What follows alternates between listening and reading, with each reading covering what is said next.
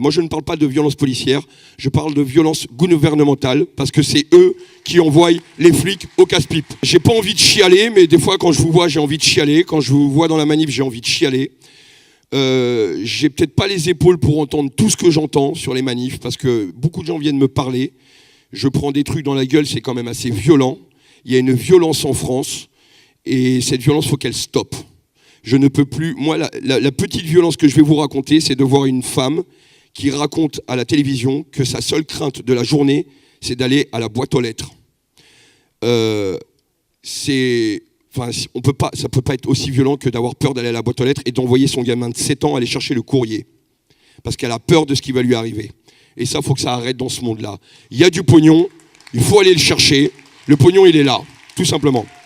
Alors moi, je vous demande juste un truc, les gars. Ne lâchez rien. On a 3 ennemis dans cette révolution, dans cette révolte. C'est le temps, d'accord ? Ça, c'est un ennemi. C'est la parano, parce qu'il y a beaucoup de parano, donc il faut peut-être se détendre un petit peu. Et la rumeur. Voilà les 3 ennemis de ce mouvement. Il ne faut pas se faire avoir par cela pour pouvoir le mener jusqu'au bout, en tous les cas. Et vous voyez ce monsieur-là ? Moi, j'ai connu 95, et je lui en ai parlé.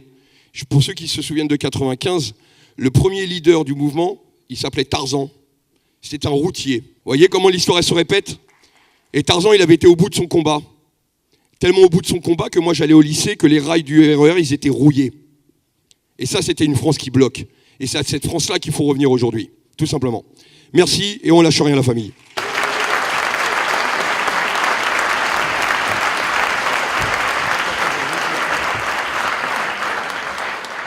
Merci Jérôme. Je rajouterai juste un truc. Les manifestations, si c'est notre mouvement, si c'est votre mouvement, vous êtes responsable de vous-même et vous êtes responsable de tout le monde sur les manifestations. D'accord ? Il y a des gens qui se sont engagés, il y a des gens qui se sont responsabilisés vis-à-vis de cette manifestation. Ça veut dire que tous ceux qui participent aussi se doivent d'être responsables de ce qui se passe sur la manifestation.